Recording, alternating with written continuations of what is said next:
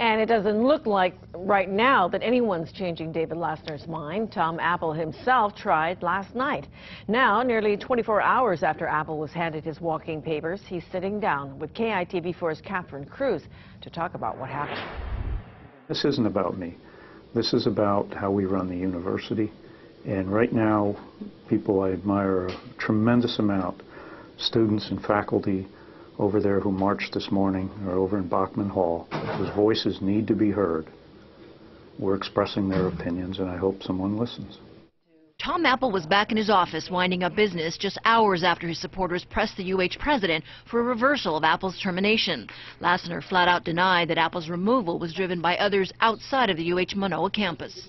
There was no outside political influence asking me or directing me or pressuring me to remove Tom Apple. Not the cancer center or the medical school, not hospital executives or outside athletic interests, as some have suggested. Apple declined to talk about all of the above, but he defended his decision to deal with a $20 million campus deficit with a 2-year hiring freeze that may have pit schools and departments against each other. It's actually a closer scrutiny for hiring. That's really what it is. It's a scrutiny to make sure that we're hiring in the right places. We don't just hire because somebody retired in that area and we're going to replace them.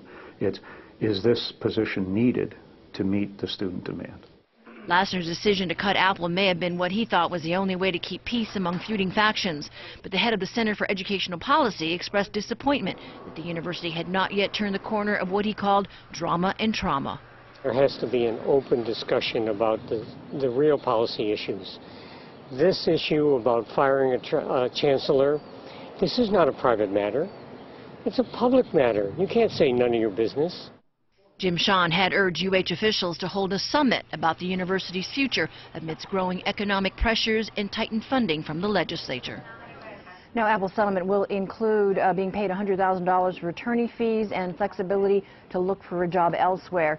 He had offered to waive the legal fees if he could remain on the job. UH said no.